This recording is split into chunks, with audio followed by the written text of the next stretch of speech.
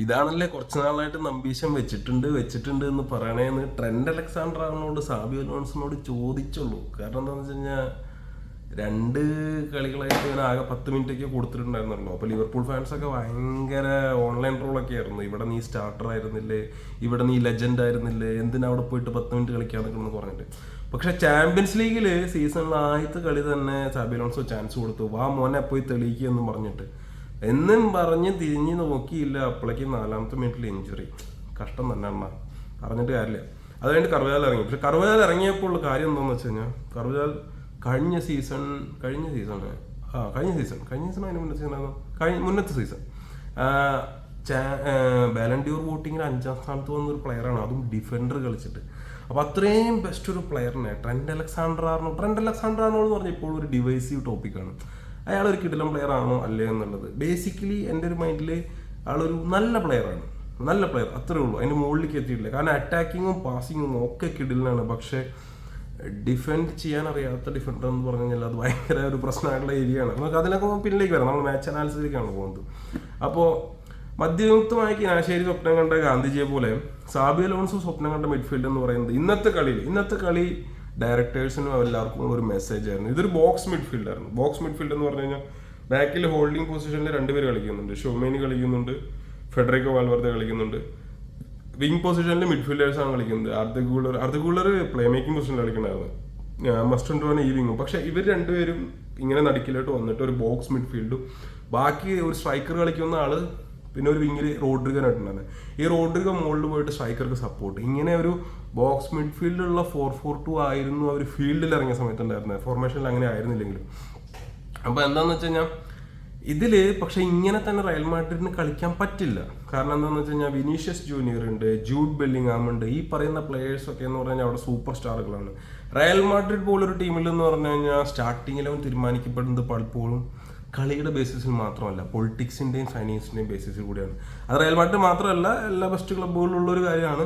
നമ്മൾ ഇത്രയും പൈസ കൊടുത്തിട്ട് സ്പോർട്ടിംഗ് ഡയറക്ടർ ഒരു പ്ലെയറിനെ മേടിച്ചു കഴിഞ്ഞാൽ കോച്ചിന് ഇഷ്ടപ്പെട്ടാലും ഇഷ്ടപ്പെട്ടില്ലെങ്കിൽ അവൻ കളിച്ചിരിക്കണം എന്നുള്ളതാണ് ഒരു രീതി. ഇപ്പോൾ ജൂഡ് ബെല്ലിംഗാം ഇത്രയും സൂപ്പർ സ്റ്റാറാണ്. ജോബ് ബെല്ലിംഗാം അവൻ്റെ 7ാമത്തെ പോലും എത്തിയിട്ടില്ല. പക്ഷേ ജോബിനെ കളിപ്പിച്ചില്ല എന്ന് പറഞ്ഞിട്ട് ജോബിൻ്റെ അച്ഛനമ്മയും ഡോട്ട്മുണ്ടിൻ്റെ കോച്ചിനെ ചോദ്യം ചെയ്യാൻ പോയതൊക്കെ ഭയങ്കര ഇഷ്യൂ ആയിരുന്നു ഈയിടെയായിട്ട്.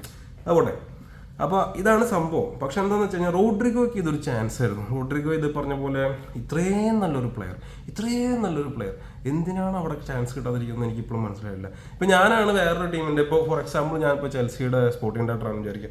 ഞാൻ ചെൽസിയുടെ സ്പോർട്ടിംഗ് ഡയറക്ടർ ആണെങ്കിൽ പറയും, പിന്നെ റോഡ്രിഗോയ്ക്ക് കിട്ടിയ ചാൻസിൻ്റെ ഒരു കാര്യം എന്താണെന്ന് വെച്ച് കഴിഞ്ഞാൽ എല്ലാവരും വിചാരിച്ചിരിക്കുന്നത്, എല്ലാവരും ഒന്നല്ല ചിലരെങ്കിലും വിചാരിച്ചിരിക്കുന്നത് റോഡ്രിഗോ ഒരു റൈറ്റ് വിങ്ങർ ആണെന്നാണ്. റോഡ്രിഗോ റൈറ്റ് വിങ്ങർ അല്ല.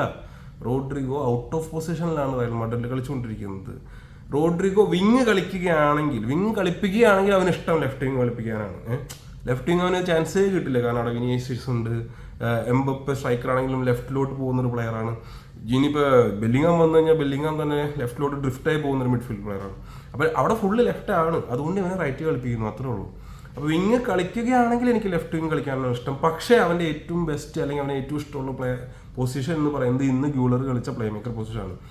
അപ്പോൾ ഞാനൊരു സ്പോർട്ടിംഗ് ഡയറക്ടർ ആണെങ്കിൽ ഞാൻ പോയിട്ട് പറയും, പൊന്നു മോനെ നീ എൻ്റെ ടീമിലോട്ട് വാ, നീയാണ് എൻ്റെ ടീമിൻ്റെ സൂപ്പർ സ്റ്റാർ, നിനക്ക് എവിടെ കളിക്കേണ്ടത് പ്ലേ മേക്കർ പൊസിഷൻ ഉണ്ടോ, നീ ഇവിടെ കളിച്ചോ. ചെൽസിയിലാണെങ്കിൽ സുഖമായിരുന്നു. അവനെ നമ്മൾ സാവി സിമ്മൺസിനെ സൈൻ ചെയ്യാൻ നോക്കിയിട്ടുണ്ടായിരുന്നു. അപ്പോൾ അവനെ പിടിച്ചിട്ട് മിഡ്ഫീൽഡിലോട്ട് ഇട്ടിട്ട് അതിൽ പ്ലേ മേക്കിംഗ് പൊസിഷനിൽ ഇട്ടിട്ട് പാമനെ റൈറ്റിലോട്ട് ഇട്ട് കഴിഞ്ഞാൽ പാമന ഒരു കമ്പനി ആവുകയും ചെയ്തു. ലിങ്കപ്പ് പ്ലേ നല്ല രസമായിരിക്കും. ഓക്കെ, അതൊക്കെ നമുക്ക് ചിന്തിച്ചെടുക്കാൻ, എന്താ പറയുക, നമ്മൾ ഫിഫ കളിക്കുന്ന മാതിരി ചിന്തിക്കാനുള്ളൊരു കാര്യം. അപ്പോൾ അതുകൂടെ അപ്പോൾ ഇവൻ ലെഫ്റ്റ് വിങ് കിട്ടി, അറ്റ്ലീസ്റ്റ് അവൻ്റെ റൈറ്റ് വിങ്ങിൽ നിന്ന് അവൻ മാറിയല്ലോ. അപ്പോൾ അവന് ലെഫ്റ്റ് വിങ് കിട്ടുകയും ചെയ്തു. അതുപോലെ തന്നെ അവന് ഈ കഴിഞ്ഞ കളികളൊന്നും അവൻ ഇറക്കിയിട്ടില്ല ലാ ലീഗയിൽ. അപ്പോൾ അവൻ തെളിയിക്കാനുള്ളൊരു ചാൻസ് കൂടിയായിരുന്നു. നല്ല കളിയായിരുന്നു. ഈ കളി ഞാൻ യുവൻ്റസ് ഡോട്ട്മുണ്ട് കളി നടക്കണമെന്ന് എനിക്ക് മിസ്സായിപ്പോയി. നല്ല കളിയായിരുന്നു. അപ്പോൾ ഈ കളി ഞാൻ കാണാനുള്ള കാരണം എന്താണെന്ന് അറിയോ, ഇത് രണ്ടും പുതിയ സ്ക്വാഡാണ്, റിലേറ്റീവ്ലി പുതിയ സ്ക്വാഡുകളാണ്. അതായത് ഒരു സ്ഥലത്ത് എന്ന് പറഞ്ഞു കഴിഞ്ഞാൽ പുതിയ മാനേജർ, സാബി അലോൺസോ പുതിയ മാനേജറാണ്. അപ്പോൾ ആളുടെ പ്ലേയേഴ്സൊക്കെ ആയിട്ട് ഇങ്ങനെ ഒരു ഫീൽഡ് വരുന്നേ ഉള്ളൂ. മറ്റോടത്തെന്ന് പറഞ്ഞു കഴിഞ്ഞാൽ ഡിസർബി പുതിയ മാനേജറല്ല. പക്ഷേ ആ മാർസലിനെ പറ്റി ഞാൻ ഒരു വീഡിയോ ചെയ്തിട്ടുണ്ടായിരുന്നു. അവരുടെ മെയിൻ പ്ലേയേഴ്സൊക്കെ പോയി അവർ കുറേ പുതിയ സൈനിങ്സിനെ കൊണ്ടുവന്നിട്ടുണ്ട്. അങ്ങനെ അപ്പോൾ ഈ രണ്ട് ടീമുകളും നമ്മൾ എവിടെ നിൽക്കുന്നു എന്ന് ഈ രണ്ട് ടീമുകളും സ്വന്തം പൊസിഷൻ കണ്ടുപിടിച്ച് വരുന്നുള്ളൂ. അപ്പോൾ ഭയങ്കര എൻ്റർടൈനിങ് ആവും ഈ കളി. എന്നെനിക്ക് ഉറപ്പായിരുന്നു. അതുപോലെ തന്നെ 100% എൻ്റർടൈനിങ് ആയിരുന്നു കളി. കാരണം എന്താണെന്ന് വെച്ചാൽ മിസ്റ്റേക്കുകൾ ഉണ്ടായിരുന്നു, കുറേ മിസ്റ്റേക്കുകൾ ഉണ്ടായിരുന്നു, നല്ല കളികൾ ഉണ്ടായിരുന്നു, ഡ്രിബിൾസ് ഉണ്ടായിരുന്നു, എല്ലാം കിട്ടില്ലായിരുന്നു. കാരണം സമയം പോയത് അറിയണേ ഉണ്ടായിരുന്നില്ല. Carreras what A player man, what A player. ചിലപ്പോൾ ഇത്രയും സ്ഥലം സ്പേസ് കിട്ടിയതുകൊണ്ടായിരിക്കും കേട്ടോ. ചിലപ്പോൾ അടുത്ത കളികളിൽ ഇത് ഉണ്ടാവണമെന്നില്ല. നല്ല ടീമുകളൊക്കെ വെച്ചാൽ സ്പേസ് ഒക്കെ അടച്ചിട്ടാണ് കളിക്കുക. പക്ഷേ ഇവിടെ എന്ന് പറഞ്ഞു കഴിഞ്ഞാൽ ഗ്രീൻവുഡിന് എന്താ പറയുക, ബാക്കിലേക്ക് ഇറങ്ങി ഡിഫെൻഡ് ചെയ്യാൻ ഒരു മടി ഉണ്ടായിരുന്നു മേസൺ ഗ്രീൻവുഡിന്. അപ്പോൾ അത് തന്നെ ലെഫ്റ്റ് വിങ്ങൊക്കെ കിടന്ന് തീ പിടിക്കുകയായിരുന്നു. കരേറാസ് റൺ ചെയ്യുന്ന എങ്ങനെയാണെന്ന് വെച്ച് കഴിഞ്ഞാൽ നമ്മൾ ഫുൾ ബാക്കിൽ റൺ ചെയ്യുന്ന പോലെ വിങ്ങി കൂടെ അല്ല. ഇവിടെ നിന്ന് ബോൾ കിട്ടി കഴിഞ്ഞാൽ പിന്നെ നേരെ ത്രൂ മിഡാണ് റണ്ണുകളൊക്കെ വരുന്നത്. കരേറാസ് അപ്പോൾ ഇതിൽ കൂടെ പോകുന്നു. മസ്റ്റ് ടു ആണ് അവൻ്റെ മോനെ അർജന്റീനയുടെ ഭാവി. അവൻ അപ്പുറത്തെ റൈറ്റ് സൈഡിൽ നിന്ന് വിങ്ങിന്ന് ഫിനിഷിങ് മാത്രം കുറച്ച് എയിമാക്കാണ്ട്, കാരണം ഗോളൊന്നും അടിച്ചില്ല. പക്ഷെ ആശ കിട്ടുന്നിടത്ത് മുഴുവൻ കിടന്ന് ഡ്രിബിൾ ചെയ്തുകൊണ്ടിരിക്കുക. റൈറ്റ് സൈഡിൽ നിന്ന് അങ്ങനെ വരുന്നു, ഡ്രിബിൾ ചെയ്യുന്നു, കളിക്കുന്നു, എംബപ്പെ ചാൻസുകൾ ഉണ്ടാക്കുന്നു, പടപട എന്ന് പറഞ്ഞിട്ടായിരുന്നു കളി. മാലപ്പടക്കം പൊട്ടണ മാതിരിയായിരുന്നു കളി. അപ്പോൾ റോഡ്രിഗോയും കരേറാസും കമ്പൈൻ ചെയ്യുമ്പോൾ ലെഫ്റ്റ് വിങ്ങും നല്ല രസമായിരുന്നു കളി കാണാനായിട്ട്. ഇതിൻ്റെ ഇടയിൽ ഫുൾ ഷൂട്ടിംഗ് പ്രാക്ടീസ് ആയിരുന്നു. റുള്ളി ഇടയ്ക്ക് ബോറടിച്ചിട്ടാണോ എന്താണെന്ന് അറിയില്ല. റുള്ളി കുറേ സേവുകളൊക്കെ ചെയ്യും. അത് കഴിഞ്ഞിട്ട് റുള്ളി തന്നെ കുറച്ച് ചാൻസുകളൊക്കെ ഉണ്ടാക്കി കൊടുക്കും. കുറേ കാലിൻ്റെ അടി കൂടെ ബോൾ കളഞ്ഞു, അത് അടിച്ച് കളഞ്ഞു. പിന്നെ അത് കഴിഞ്ഞിട്ട് ഒരു വട്ടം ബോൾ ക്ലിയർ ചെയ്യുമ്പോൾ വീഴാൻ പോയി, അതൊരു പ്രശ്നമായി. പിന്നെ അത് കഴിഞ്ഞിട്ട് ആർക്കോ എംബപ്പെ, ഇത്രയും സ്പേസുള്ള എംബപ്പെ പ്രസ് ചെയ്യാൻ ഓടി വരുമ്പോൾ ബോൾ കാലുമ്പോൾ വെച്ചിട്ട് അവൻ തന്നെ ഒരു കോർണർ അടിച്ച് കളഞ്ഞു. അങ്ങനെ ഭയങ്കര എൻ്റർടൈനിങ് ആയിരുന്നു കളി. ഇതിൻ്റെ ഒക്കെ ഇടയിൽ ആദ്യത്തെ ഗോൾ അടിച്ചു? മാർസെ ആദ്യത്തെ ഗോൾ അടിച്ചു. അതും അവിടെ നിന്ന് മിസ്റ്റേക്ക് ചെയ്യുന്നത്, ഗ്യൂളറിൻ്റെ മിസ്റ്റേക്ക് ആയിരുന്നു ഫസ്റ്റ് ഗോൾ. ഒരു ഹോസ്പിറ്റൽ പാസ്സാണ് കൊടുത്തത് ബാക്കിലേക്ക്, അത് എത്തിയില്ല. പിള്ളേർ സിമ്പിളായിട്ട് പോയിട്ട് ഗ്രീൻവുഡ് ബോൾ എടുത്തു, വി എക്ക് വെച്ച് കൊടുത്തു, വി എ ഗോൾ അടിച്ചു. അങ്ങനെ ആദ്യത്തെ വന്നപ്പോൾ കളിയുടെ ഒഴുക്കിനെതിരായിരുന്നു ഈ ഗോള്. പക്ഷേ അത് കഴിഞ്ഞിട്ട് അപ്പുറത്തൊരു ഗോൾ വന്നു. അപ്പോൾ അതൊരു ജസ്റ്റ് ഒരു 7-8 മിനിറ്റ് വ്യത്യാസത്തിൽ അപ്പുറത്തൊരു ഗോൾ വന്നു. അതും മിസ്റ്റേക്ക് ആയിരുന്നു. കൊണ്ടോഗ്ബിയ പെനാൽറ്റി, ആ പെനാൽറ്റി ബോക്സിൽ ഒത്തും ഡ്രിബിൾ ചെയ്ത് പോകുമ്പോൾ കാല് വെച്ചാൽ പോയി. പ്രത്യേകിച്ച് നല്ല പേസുള്ള പ്ലേയേഴ്സാണ് കഴിഞ്ഞാൽ. പക്ഷേ കൊണ്ടോഗ്ബിയനെ എടുത്തു പറഞ്ഞല്ലോ, ആൾ ആദ്യത്തെ ആ പെനാൽറ്റി കൊടുത്തിരുന്നെങ്കിലും ആൾ ഭയങ്കര പോസിറ്റീവ് കളിയായിരുന്നു. ആ ഒരു എക്സ്പീരിയൻസ് കാണിച്ചു. കുറേ പിള്ളേരുകളുള്ള കളിയായിരുന്നു ഇത്. പക്ഷേ കൊണ്ടോഗ്ബിയ ആ എക്സ്പീരിയൻസ് കാണിച്ചു. ഫുൾ പോസിറ്റീവ് ആയിരുന്നു. ബോൾ എടുക്കുന്നു, ബോളിന് വേണ്ടി എപ്പോഴും കാണിക്കുന്നു. പിന്നെ എന്താ പറയുക, ആരാ റണ്ണ് പോകുന്നത് നോക്കിക്കുന്നു, ബോൾ കൊടുക്കുന്നു. അങ്ങനെ നല്ല രസമുള്ള കളിയായിരുന്നു. പിന്നെ അതുപോലെ എടുത്തു പറയേണ്ടതാണ്, മാർച്ച് അത്ര മോശം ടീമൊന്നുമല്ല കേട്ടോ. ഫുൾ നമ്മുടെ ഫ്രാൻസിൻ്റെ വേൾഡ് കപ്പിന് സ്ക്വാഡിലുണ്ടായിരുന്ന പവാഡ്, ബലഡി എടുത്തു പറഞ്ഞാൽ നല്ല കളിയായിരുന്നു ഡിഫൻസിൽ ബലഡി. അപ്പോൾ ഇതൊക്കെ കഴിഞ്ഞിട്ടാണ് അപ്പോൾ കർവജാലിനെ പറ്റി ഞാൻ ഇങ്ങനെ, ഈ കർവജാലിനെ എങ്ങനെയാണ് ട്രെൻഡ് അലക്സാണ്ടർ ആണോണ്ട് ടീമിൽ നിന്ന് പുറത്താക്കാൻ പോണേ എന്നൊക്കെ ഇങ്ങനെ ആലോചിച്ചുകൊണ്ടിരിക്കുകയായിരുന്നു. കാരണം ആള് കരേറാസും രണ്ട് വിങ്ങിലും നല്ല കളി വരുന്നുണ്ടായിരുന്നേ. അപ്പോൾ കർവജാൽ മിഡിലോട്ട് പോകുന്നു, എപ്പോൾ മിഡിലോട്ട് പോകണമെന്ന് തീരുമാനിക്കുന്നു, എപ്പോൾ കളി സ്ലോ ആക്കണം, എപ്പോൾ കളി മറ്റേ എന്താ പറയുക സ്പീഡാക്കണം എന്നൊക്കെ ഇങ്ങനെ തീരുമാനിച്ച് നല്ല രസത്തിൽ കളിച്ചുകൊണ്ടിരിക്കുകയായിരുന്നു. അതും ആള് ബാക്കിലുള്ളപ്പോൾ ഫുൾ ഒരു കാം പ്രസൻസ് ആയിരുന്നു. ബാക്കിലേക്ക് വരുന്ന ബോളുകൾ ഹെഡ് ചെയ്ത് കറക്റ്റ് ഗോളിക്ക് കൊടുക്കുന്നതായാലും അങ്ങനെ ഫുൾ നല്ല രസമുള്ള കളി പോയിക്കൊണ്ടിരിക്കുന്നതിലാണ് ആള് ഒരു ലാ സിദാൻ കാണിച്ചത്.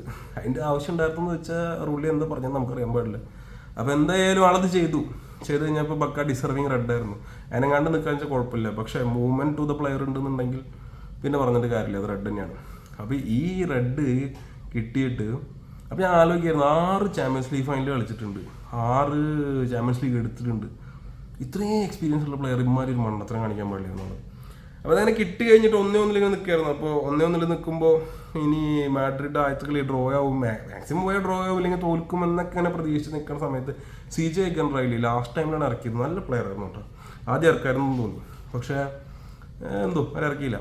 അത് കഴിഞ്ഞിട്ട് CJ ഗൺറൈലി എന്ന് പറയുന്നത് നമ്മുടെ ഇംഗ്ലീഷ് പ്ലെയറാണ്, മാഴ്സയുടെ ഫുൾ ബാക്കായിട്ട് ഇറങ്ങിയത്.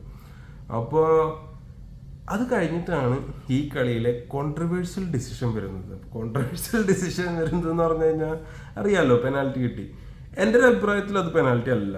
കാരണം എന്താണെന്ന് വെച്ച് കഴിഞ്ഞാൽ ബോക്സിൻ്റെ ഉള്ളിൽ ഒരു കിഡിലൻ ടാക്കിൾ, അതും ലാസ്റ്റ് മാൻ ടാക്കിൾ, കടന്നു കഴിഞ്ഞാൽ ഷോട്ട് അടിച്ച് ചിലപ്പോൾ ഗോളാണ് മാഡ്രിഡ് ചെയ്തിരിക്കുന്നത്. അവിടെ നിന്ന് ടാക്കിൾ ചെയ്ത് ബോൾ എടുത്തിട്ട് വീഴാൻ പോണ നേരത്ത് സപ്പോർട്ട് ചെയ്യാൻ ഇങ്ങനെ അല്ലാതെ ഇങ്ങനെ വെച്ച് ആരും തണ്ടലടിച്ച് വീഴില്ലല്ലോ.